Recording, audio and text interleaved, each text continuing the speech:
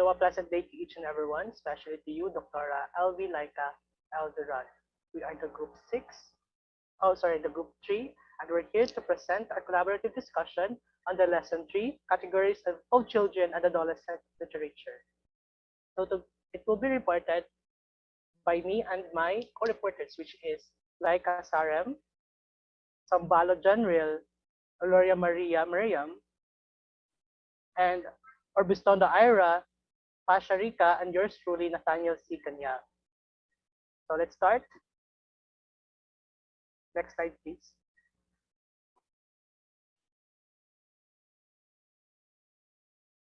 So let's first discuss poetry. Next slide.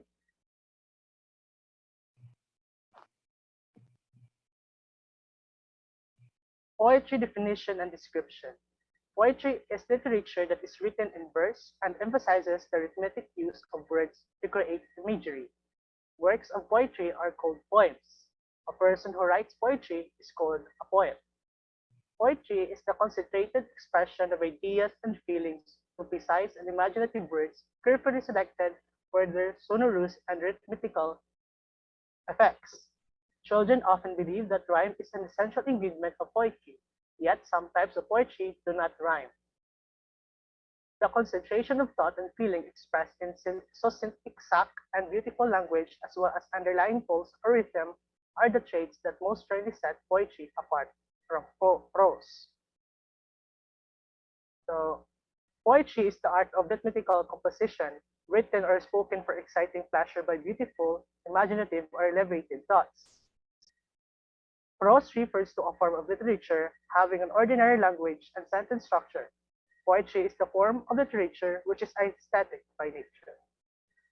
Another description about poetry is that verse is a language form in which simple thoughts or stories are told in rhyme with a distinct beat or meter, while jingle is a catchy repetition of sounds heard so often in commercials. Although verses and jingles are enjoyable and engage children, poetry enriches children's lives by giving them a new insights on life experiences. The key difference between poem and verse is that poetry is the process in which verses are the lines of the end product, which is called a poem. Verse, stanza, strophe, and stave are terms for metrical grouping in poetic composition. Okay, so next slide. So there are also types of poetry books, which is first, Mother Goose and Nursery Rhyme books. In Mother Goose and Nursery Rhyme books are heavily illustrated collection of traditional verse. Tommy de Paula's Mother Goose, collected and illustrated by Tommy de Paula, is a good example. Next type of poetry books is a nursery songs. In nursery song are heavily illustrated collections of traditional and modern verses with musical notation. So the third type of poetic books is anthologies of poetry, a large comprehensive anthology of poetry for children is a must in every classroom, and the excess of poets and titles or first lines are usually provided in this text. Examples include the Random House Book of Poetry for Children and the Bill Martin Jr. Big Book of Poetry. Next slide. So the next type of poetry books is called specialized poetry books. Specialized poetry books in which the poems are all by one poet on one topic for one age group or of one poetic form are readily available. Examples include Dinosaurus, prehistoric poems and paintings by Douglas Florence and Jazz by Walter Dean Mayers. So the last type of poetry book, which is called single illustrated poems. Single illustrated poems are narratives that are frequently presented in picture book formats. These editions make poetry more appealing and accessible to many children. Next slide.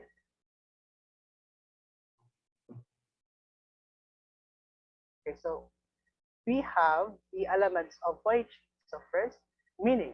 It is the underlying idea, feeling, or mood conveyed through the poem. It is the author's overall feeling that characterizes the emotional landscape of a poem for readers. Next, we have rhythm. It is the beat or regular cadence of the poem. A fast rhythm is affected through short lines, clipped syllables, sharp, high vowel sounds. Slow rhythm is affected by longer lines, multisyllabic words, full or low vowel sounds. Rhythm can be described as the beat and pace of a poem. Now third, we have sound patterns. Sound patterns are made by repeated sounds and combination of sounds in the word. Words, phrases, or lines are sometimes repeated in their entirety. Words, phrases, or lines are sometimes repeated, like what I said, in their entirety. So examples of rhyming words are vat, rat, brat, and flat, as well as hey, they, stray, and obey. Next slide.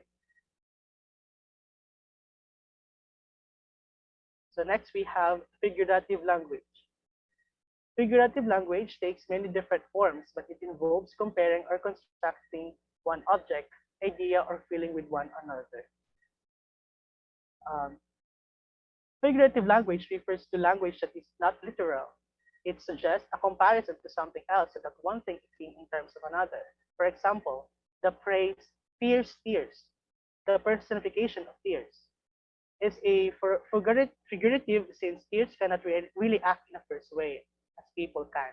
So the fifth type of element, I think, is called sense of imagery.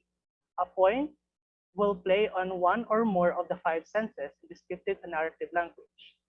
Sensory imagery is any description that involves one or more of the five senses: touch, sight, taste, smell, and sound.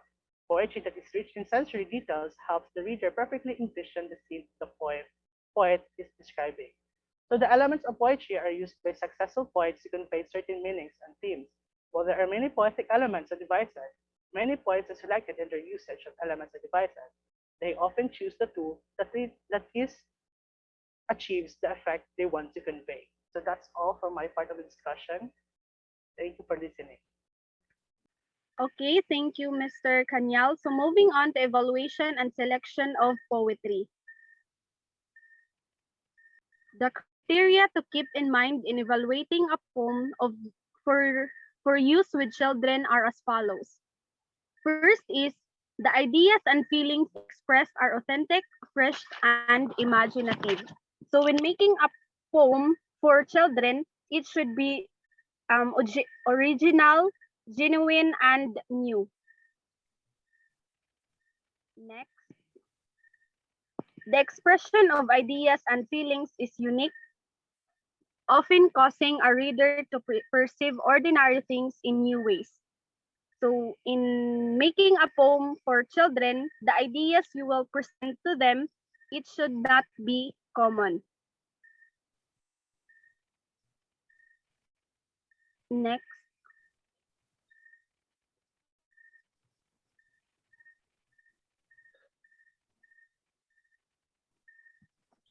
next slide, please.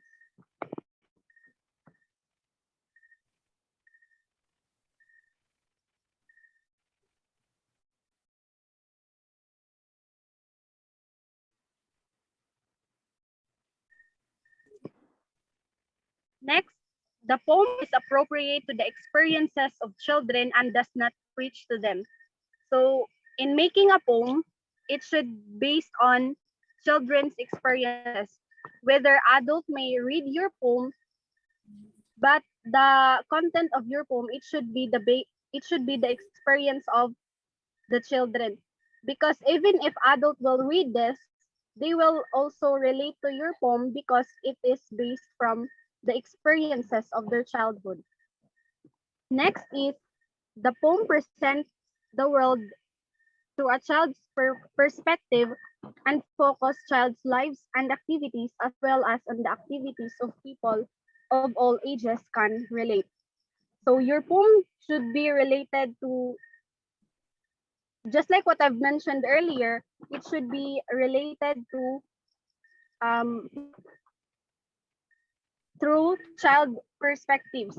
Because even if adult will read this, they were able to relate with your poem. Next, poetry collection should be judged on the quality of the poetry first, and illustration and the appearance of the book second. Beautiful illustration do not ensure a good collection of poems within covers.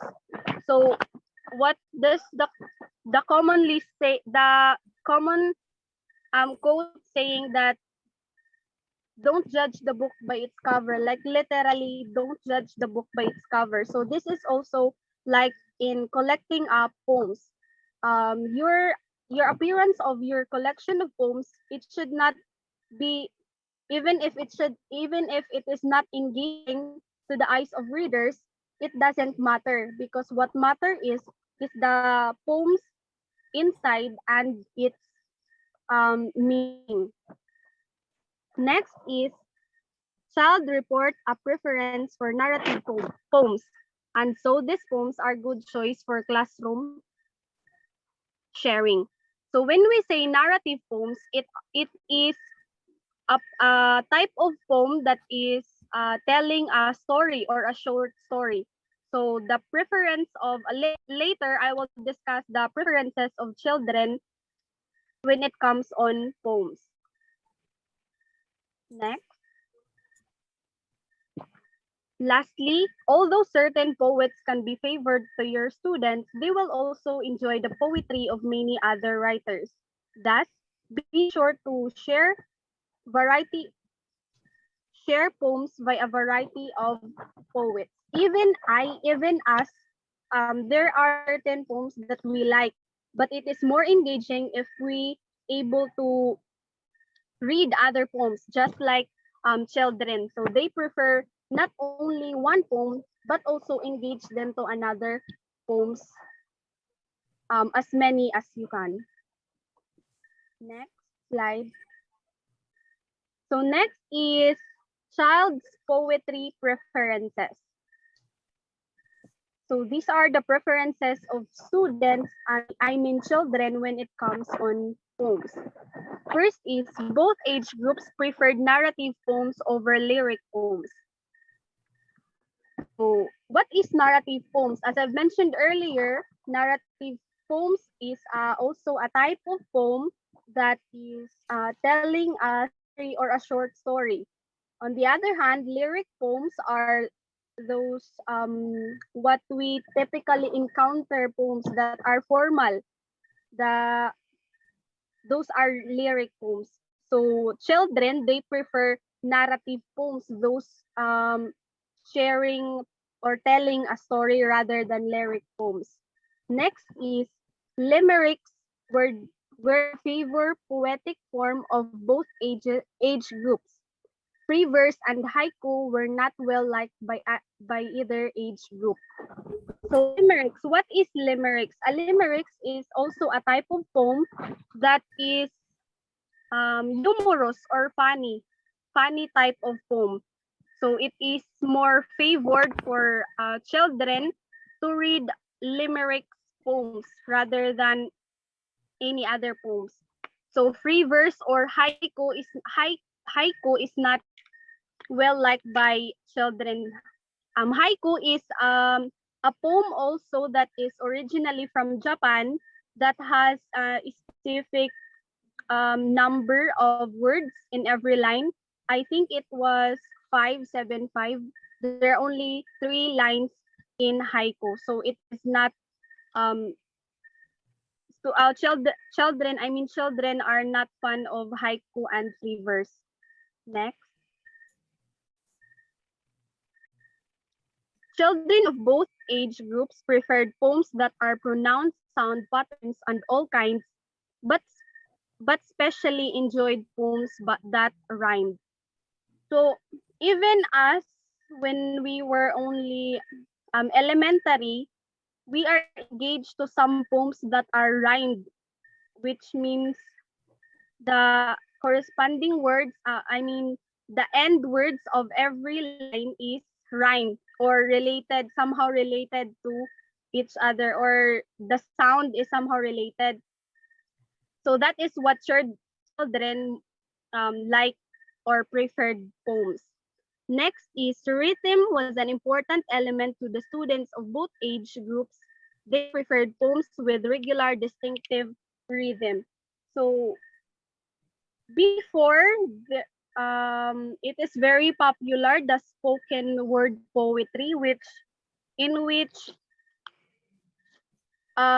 it was shared online, that the the poetic, I mean the reader is sharing a poem as well as expressing at the same time her feelings, her emotion, and that is the important element that a children like also when it comes on poems, the rhythm. Next.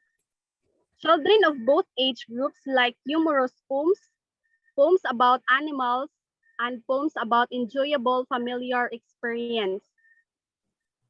Um, Earlier, I've mentioned humorous or limerick poems. So that is children more like to read, or they enjoy reading the humorous, and about animals, about experience. They enjoy more about they enjoy more in poems like that. Children are in both age groups often found figurative language in poetry confusing.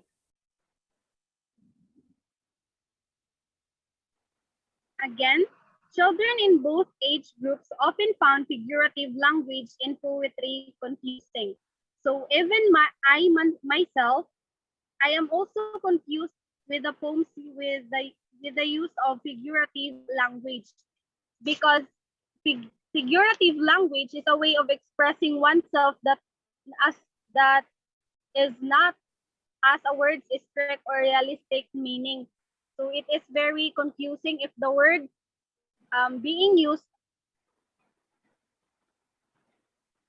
if the words being used in the poem is not really what you mean on your poem. So it is called figurative language. Lastly, is the subject most preferred by primary grade children were strange and fantastic events, animals, and other children. The older children preferred the realistic content of humor, enjoyable, familiar experience, and animals. So when we are about to give a poem to our children, to the students, even primary or the older one, they really prefer the humorous or the poems that mainly talks about experiences or animals. Next.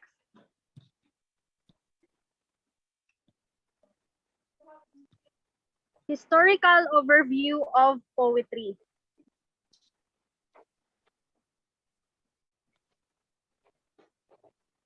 So these are the notable authors of poetry. First is Arnold Adolph.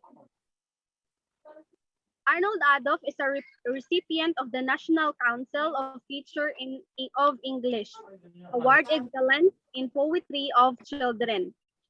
Next is Paul Fleischman, a winner of the Newbery Medal for his Joyful Noise poems for two voices in it big talk. The poems are composed of printed for two or four readers to read lines in unison and a song.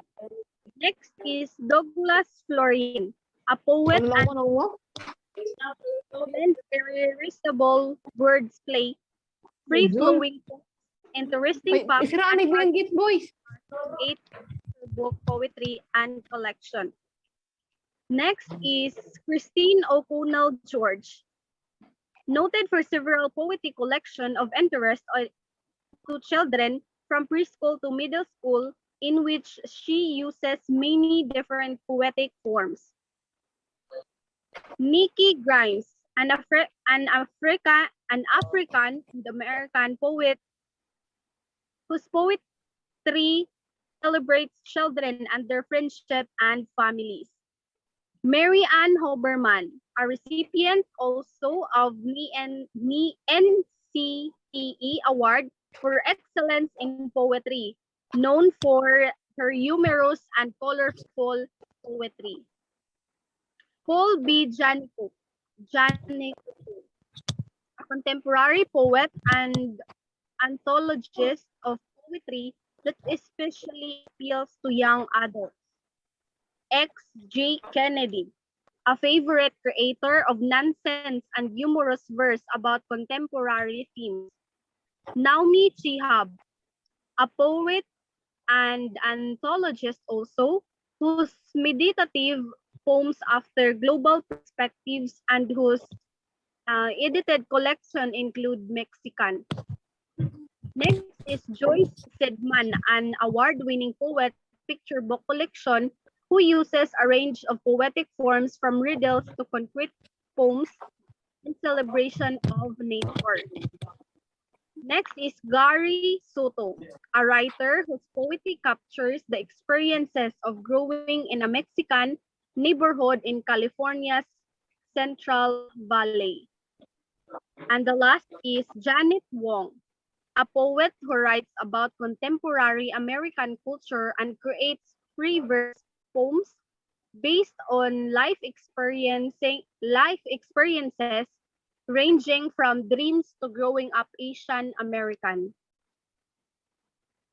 Next. So these presented all the milestones in the development of poetry. So it began in 1946 with Edward Lear, and the landmark work is A Book of Nonsense. He is a father of nonsense poetry and limericks. In 1964, Lewis Carroll wrote Jabberwocky, a nonsense verses such as those Alice in Wonderland.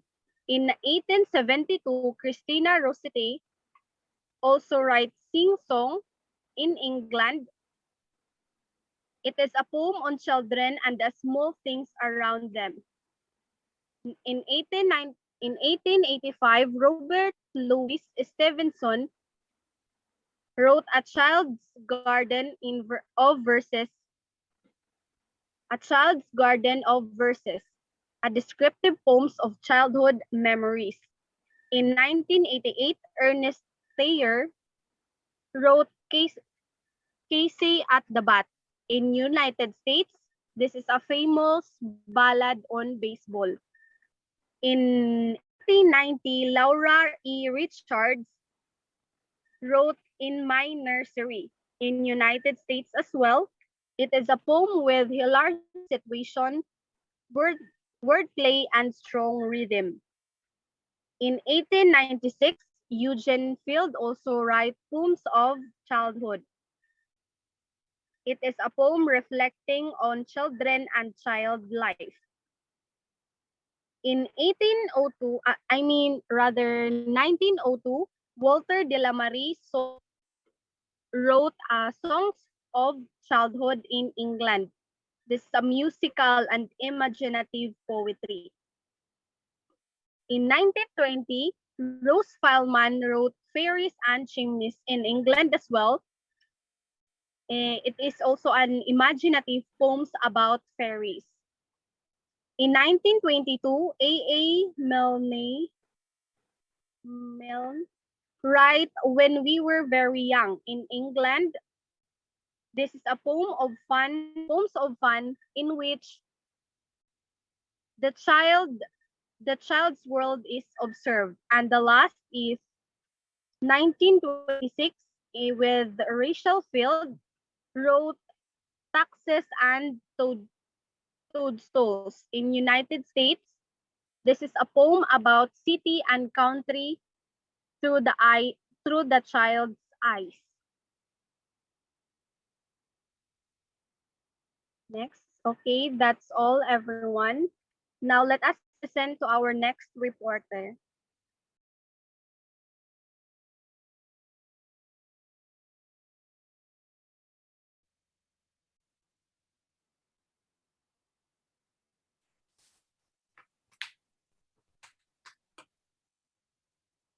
Okay na?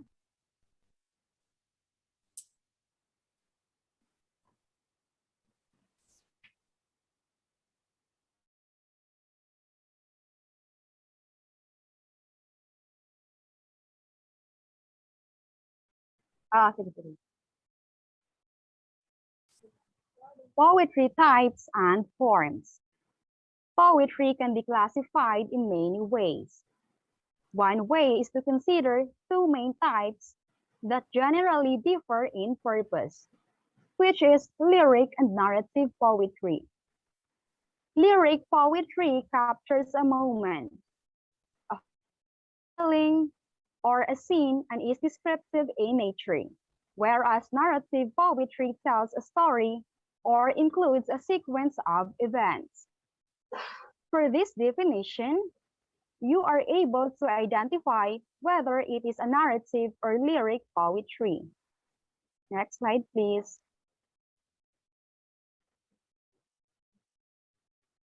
The first one, by William Wordsworth, is an example of narrative poetry. Next slide, please.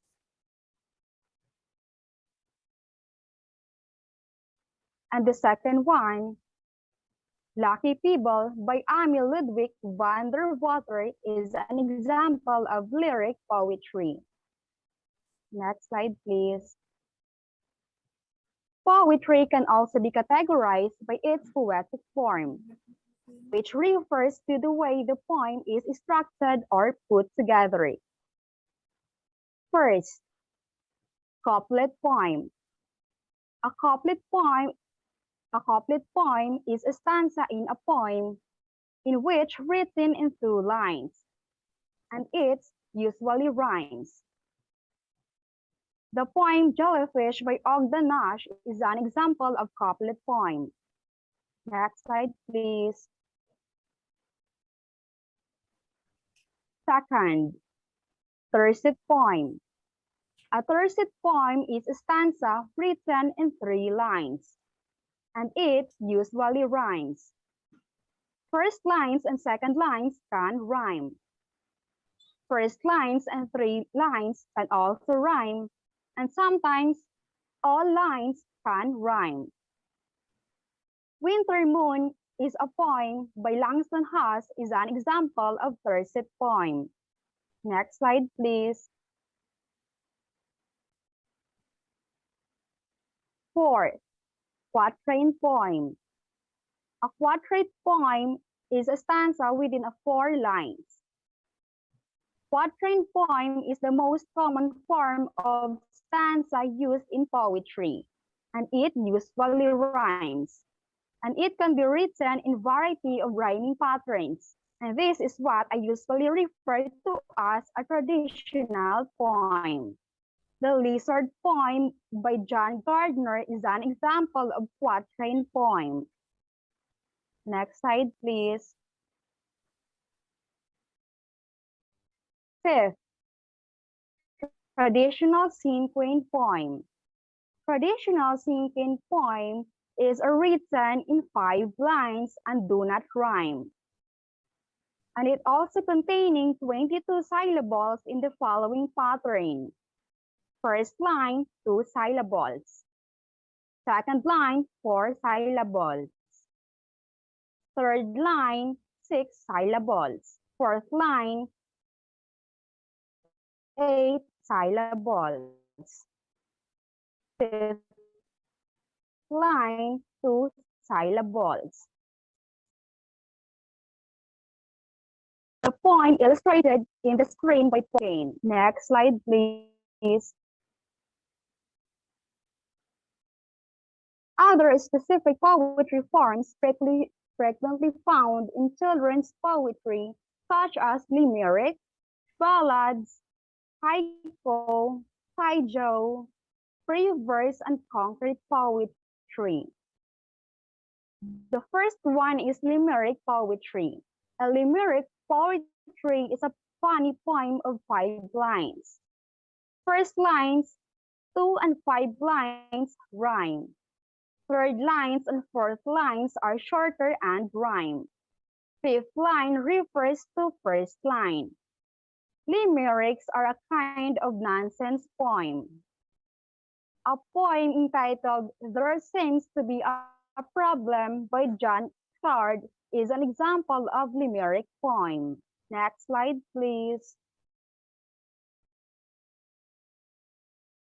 Second, ballad poems. The given illustrated poem is an example of ballad poem. Ballad poem is fairly long narrative poem of popular origin, usually adapted to singing, such as Robin Hood or Johnny Henry. Next slide, please. Third, haiku. A haiku is a Japanese poem with 3 lines of 5, 7, and 5 syllables, total of 17 syllables. Haiku poem does not rhyme. It is about an aspect of nature or the seasons. The poem illustrated above by Gaki is an example of haiku poem. Next slide, please. Taijo. Taijo is a traditional Korean poetry with 3 lines, each with 14 to 16 syllables. The first line introduces the topic, the second develops the topic, and the third contains some kind of twist. The poem illustrated above, entitled Beachscape by David Mankan, is an example of Taijo poem. Next slide, please.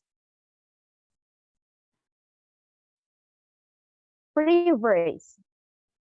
A free verse poem does not use rhymes or patterns. It can vary freely in length of lines, stanzas, and subject. A poem entitled Revenge by Mariah Livingston is an example of free verse. Next slide, please. And lastly, concrete poems. A concrete poem is also called shape poem. It is written in the shape of its subject. The way the words are arranged is as important what they mean, and it does not have to rhyme. Next slide, please.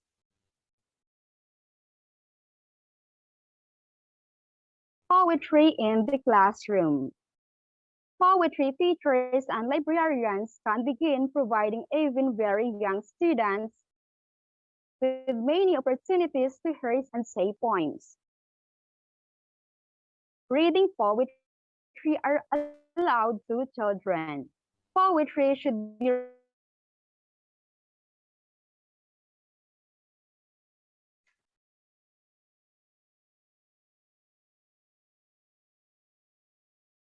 aloud to students on a daily basis.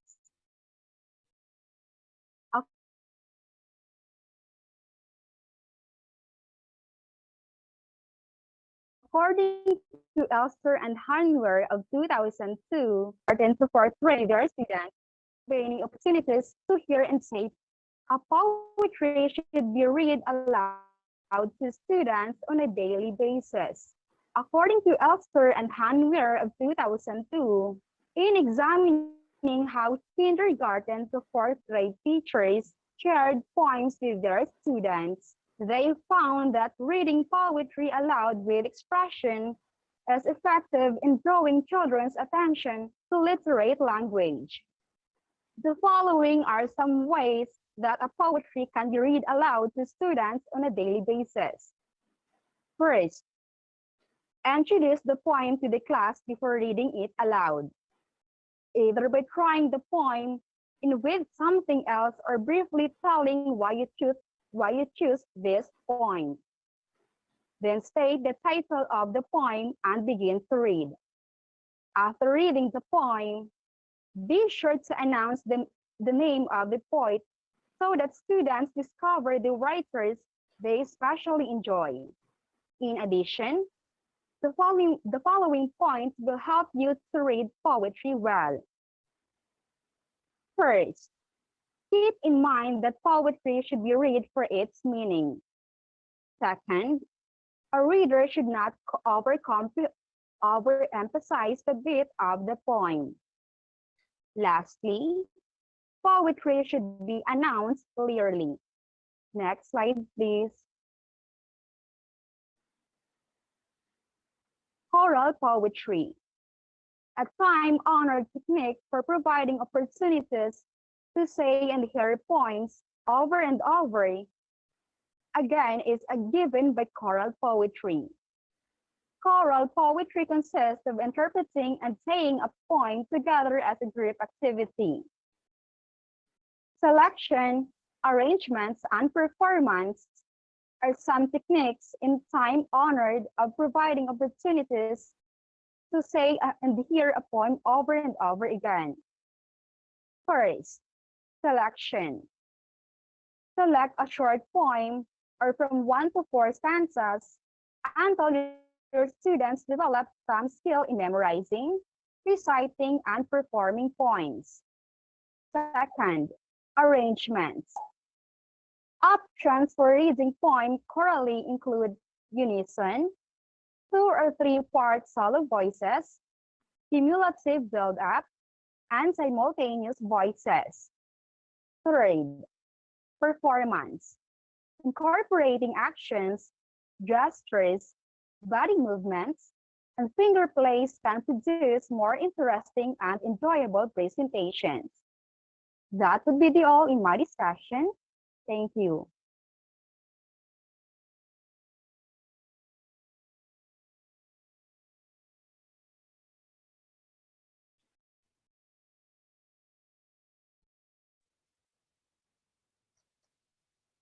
So next we have picture books and books design. Next slide, please. So what is picture book? Picture books are confusely illustrated books in which both words and illustrations contribute to the story's meaning. Picture books are written in all genres. They have illustrations on every page and every other page. And as a general rule, they are 32 pages long. Books with occasional illustrations that serve to break up or decorate the text and interest or depict isolated incidents are called illustrated books. So the given pictures on the right side are the examples of picture books for children. Next slide, please.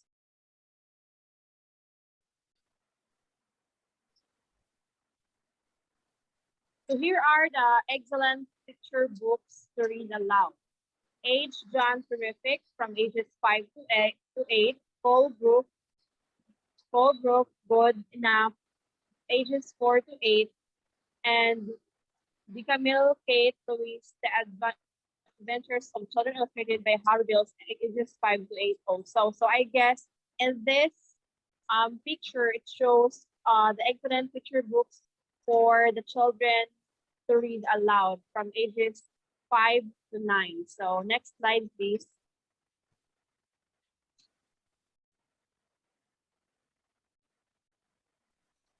Next, we have the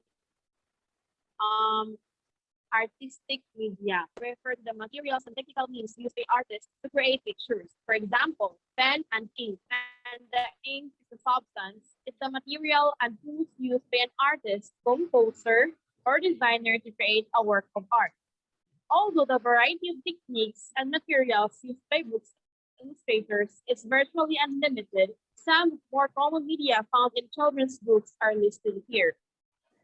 Drawing, collage, printmaking, photography, painting, and computer. Next slide, please.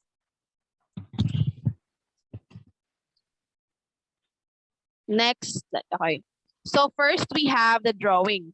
Pen and ink, colored pencils, pastels, or colored chalk, charcoal, pencils, are two excellent examples of drawing are Peter C's autobiographical The Wall Growing Up Behind the Iron Curtain, in which she uses pen and ink and colored markers extensively, and Brian Zilking's The Invention of Hugo Cabret, in which uses a charcoal pencil.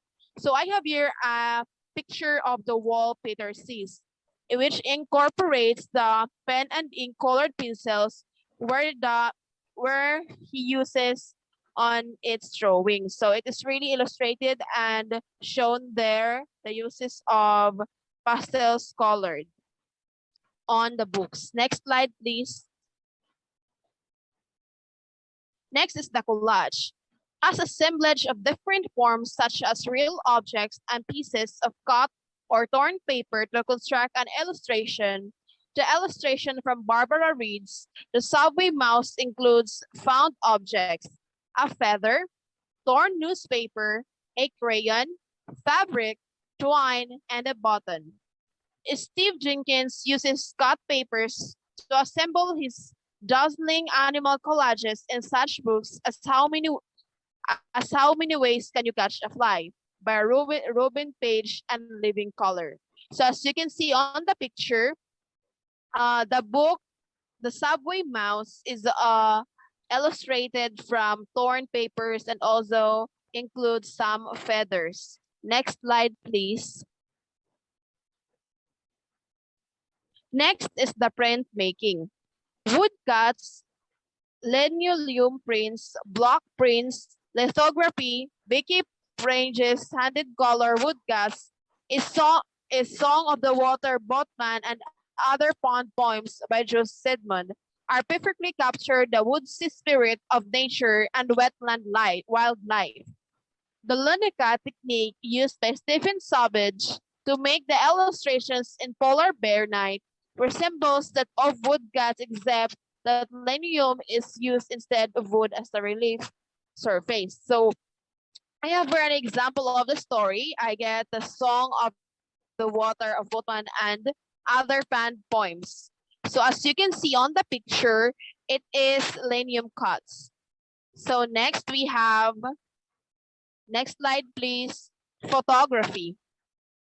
Black and white color, the large close-up photographs Walter Wick uses to illustrate his book, A Drop of Water.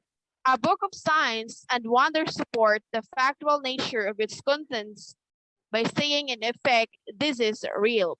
So as you can see in the picture, it is all photography by Mr. Walter. So next slide, please. Next, okay. Next is the painting. The oils, acrylics, watercolors, gouache, tempera oils, acrylics produce an opaque surface with the possibility of brilliant, rich colors and solid appearance. Watercolors are mere transparent and prized for the luminously achieved by the white paper surface shining through the paint.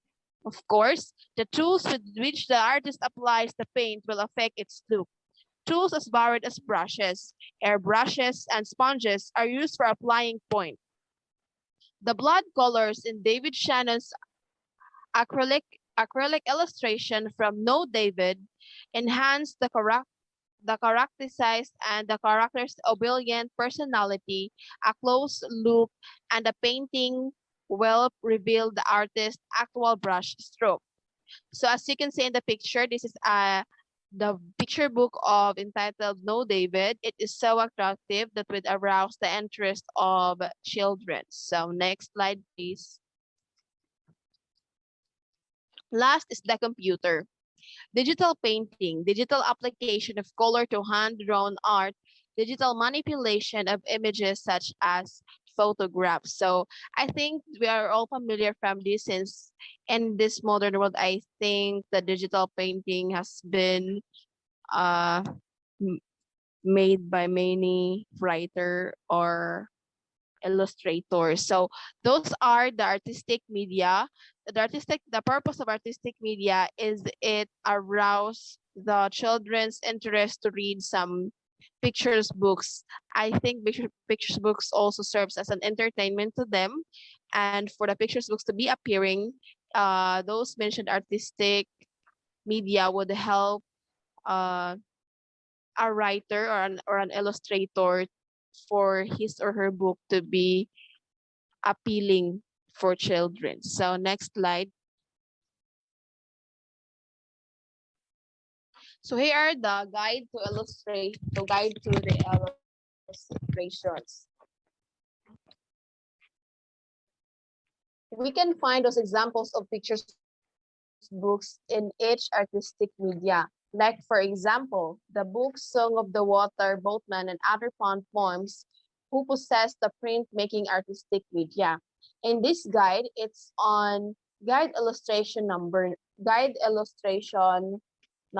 9. I hope you can see the guide.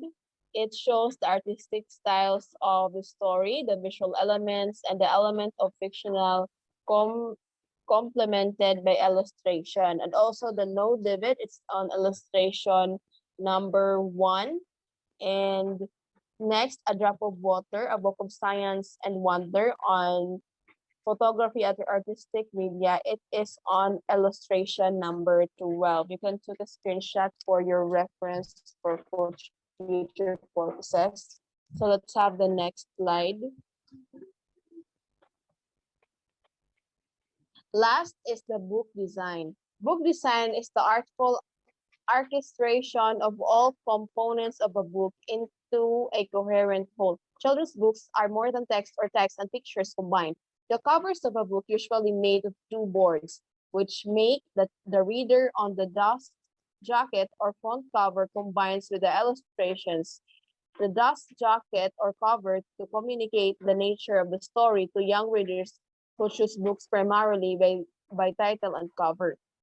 End papers are the pages glued to the inside, front, and back boards of the cover, and the fly leaf is the page facing each endeavor. The title page tells the book's full title and subtitle. If there is one, the names of the authors and illustrators, and the name and location of the publisher. Occasionally, a book will include frontispiece, space, an illustration facing the title page, which is the intended establish the tone and entice the reader to begin the story. On the reverse side of the title page, often referred as the verso of the title page, is the publishing story of the book.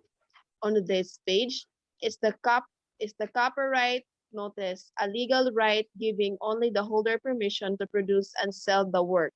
The title page typically presents the typeface, the style of print to use throughout the book. The size and legibility of the typeface must be suited to the book's intended audience. The page layout is also worth observing. You will notice that illustrations are variously placed on facing pages and determining pages or on parts of pages. When picture extends across the 2 facing pages, it is called double spread. Next slide. Some pictures have a frame. Framing and illustration can work to distance the reader from the action, lend a sense of order to the story, or make the mood more formal. The frame itself may be anything from simple line to a broad, amazingly decorated ribbon or information. Pages are another part of the book makeup. In evaluating pages, you should note whether the paper is thick enough to be durable and whether textured or colored paper reflects or enhances the story.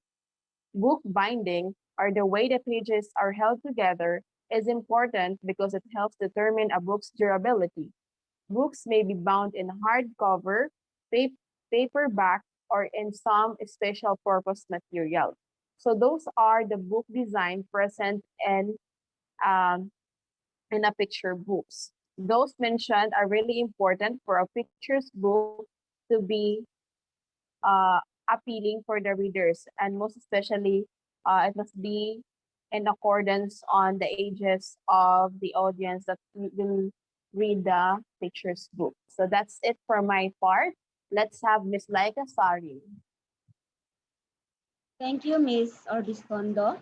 So, as what Ms. Urbiztundo had discussed, the picture book is a form of illustrated literature popularized in the 20th century. So, picture books are for young children, and while some may have a very basic language. Most are written with vocabulary a child can understand but not necessarily read. For this reason, picture books tend to have two functions in the lives of children. They are first to read to young children by adults, and then children read them themselves once they begin to learn to read. So Orbis picture, if you're familiar with ABC book, Orbis Pictus rather is considered to be the first children's picture book. It was written and illustrated by John Amos Comenius in Moravia and published in 1657. So the emphasis on the author's emphasis on using pictures to explain and expand the meaning of the text in books for young people was an important first. But since early books were rare and prohibitively expensive, they were seen by very few children. Moreover, until well into the 19th century, Europeans and Americans believed that books were for the serious business of educating and soul saving, not for enjoyment. Today's full-color, extravagantly illustrated, highly amusing picture book is the product of the following important developments. First is technological advances in color printing made high-quality illustrations in books more affordable. Second, a more understanding attitude toward childhood evolved. Third, higher standards of excellence in picture book illustrations developed. So there were types of picture books. What are these? Next slide, please.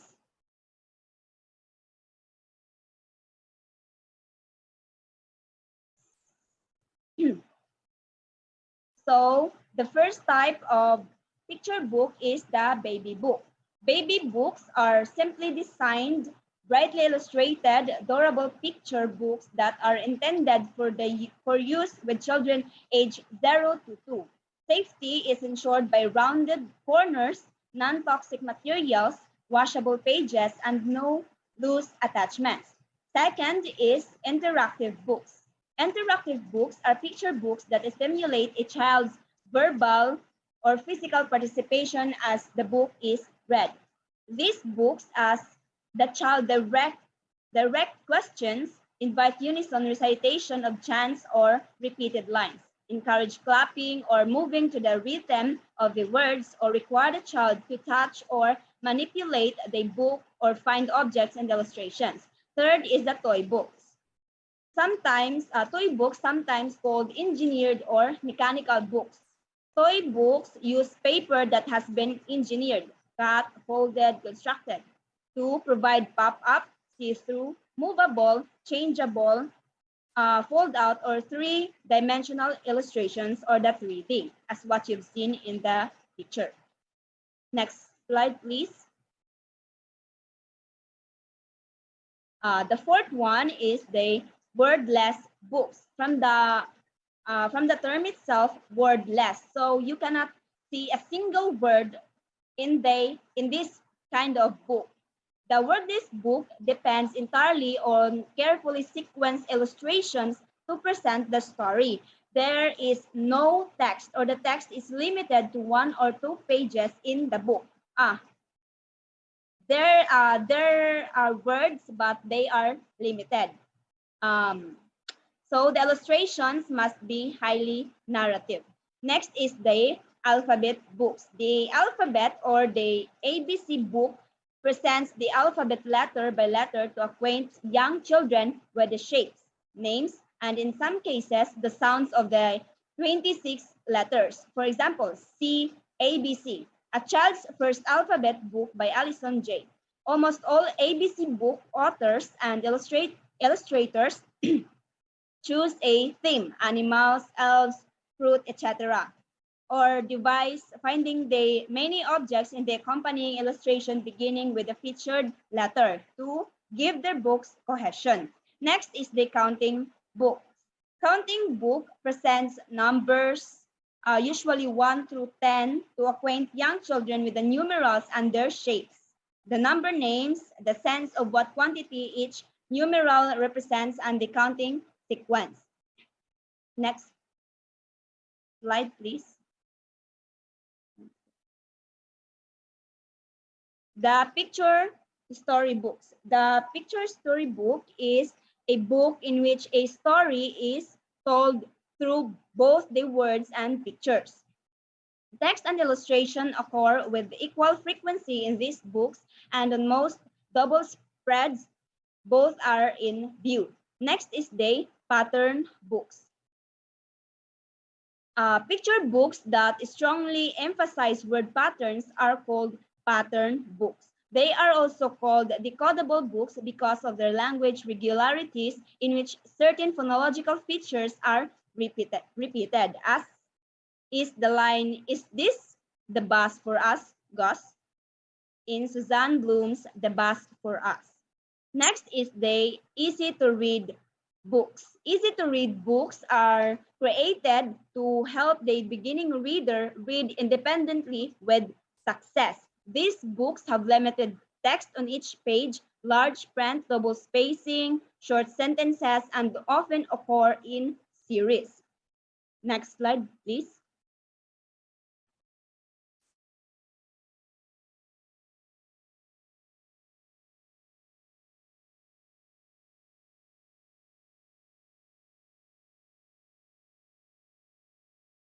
Okay, thank you. Picture books for older readers. Picture books for older readers are generally more sophisticated, abstract, or complex in themes. Stories and illustrations are suitable for children aged 10 and older. This type of picture book began to appear in the 1970s, perhaps in response to our increasingly visual modes of communication. And now artists such as Anthony Brown, David Macaulay, and Peter Sis are known for their work in this area. Next is the graphic novels. The last decade has seen the emergence of graphic novels as a book format related to picture books. These novel-length books feature text written in speech bubbles or as captions similar to comic book illustration. And we have the last, the transitional books. Transitional books are special type of book for the child who can read but has not yet become a fluent reader. They are not picture books but lie somewhere between picture books and full-length novels. So that's all. Let's now proceed to the next and last report.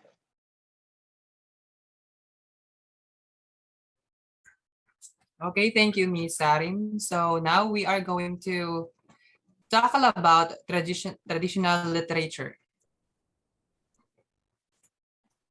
So traditional literature. Traditional literature is a genre of stories passed down through generations, generally through oral tradition. So what do we mean by traditional literature? You have probably heard of tales like Cinderella and Three Little Pigs, but do you know how many times they have been retold? Stories like these are part of the genre known as traditional literature, which are stories that have been passed down through generations. Much of traditional literature was initially told orally and written down later on. Because of this, the stories are often altered slightly in each retelling. For example, Cinderella's name in other versions has been Zizola and Cindrillon. Nevertheless, the heart of the story will still remain. Okay, so the purpose of traditional literature is having the story be relatable to everyone. For this reason, universal themes are important to genre. Some common themes include good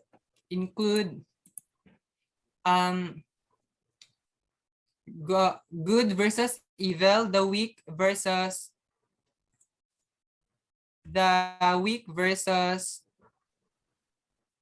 strong, the beautiful versus the ugly, and the rich versus the poor. So even if the characters are magical or non-human, the message of the story is always one that the majority of people can understand and value. So we have here, while traditional literature can vary in type, most stories of this genre share common characteristics, especially character archetypes. To help readers easily recognize the story's problem, its characters are broken into clear good versus evil. So the hero of the story is usually given a mission that seems impossible to achieve, and the villain is set to keep the hero from accomplishing it. So the main characters can be humans, gods, or animals. They are usually very one-dimensional, meaning that each character will have one definable trait used to describe him or her. So these traits could be physical or related to the character's personalities. For example, if there is a witch character, the witch will most likely to define by her evil personality, with no personal growth or change of heart. So let us move on to the types of traditional literature. So these are the types of traditional literature. It includes proverbs, fairy tales, folklore, fables, animal tales, myths, and legends, and etc. There are more traditional literature. So the following are explanations of 4 of the more common types. So I will only discuss 4 common types of literature, traditional literature. The first one is fairy tales. So often romantic and always fiction. It is often romantic and always fictional. These stories usually occur long, long ago in a faraway land.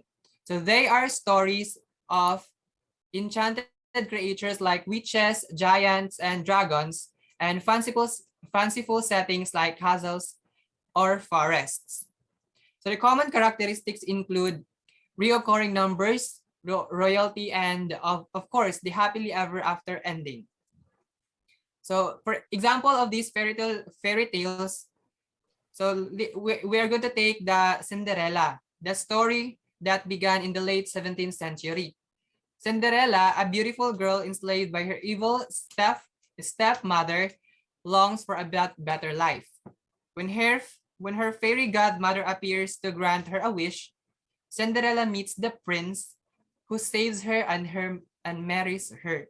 So the lesson is that kindness and love will triumph over selfishness and evil. Next, we have fables. Fables are also fictional. These stories are typically short in length and heavily allegorical or symbolic. So they use morals to both entertain and educate the readers. So the common characteristics, it includes talking animals, few characters, and a lot of fiction, and a lot of action, with the lesson of the story appearing at the end. For example, let us take the fable of the tortoise and the hare. The hare mocks the tortoise for his slowness, so the tortoise challenges him to race. Though the hare is stronger and faster, he lets pride and overconfidence get in his way. The tortoise, who is slow yet steady, wins the race, concluding to the readers that perseverance is more worthy than speed or length. Okay, so the third one will be legends. Unlike the other two, this type of traditional literature is based on real people and events, or those thought to have been real. The legend stories are exaggerated to depict heroism or to give explanation to something not necessarily explainable. Common characteristics include events occurred in the past, recent past, secular themes, and a hero with an astonishing ability.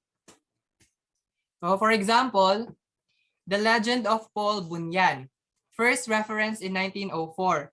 It describes the giant and hard-working lumberjack and his companion. a blue ox named Babe. Paul was thought to have saved the people with a superhuman strength, which was used to explain the creation of such things as lakes and animal migration. So for the last one is myths. Myths are legend or traditional narrative, often based in a part on historical events that reveal human behavior and natural phenomena by its symbolism. There are two types of myths: the creation myths and hero myths. Creation myths, it depicts that struggle to form the earth, while the hero myths describe how people who begin life at a low status are elevated to high status through a good deed. And also, myths often pertain to the actions of the gods. Picture book example of myth is There's a Monster in the Alphabet by James Rumford, Boston, Youngton Mifflin in 2002.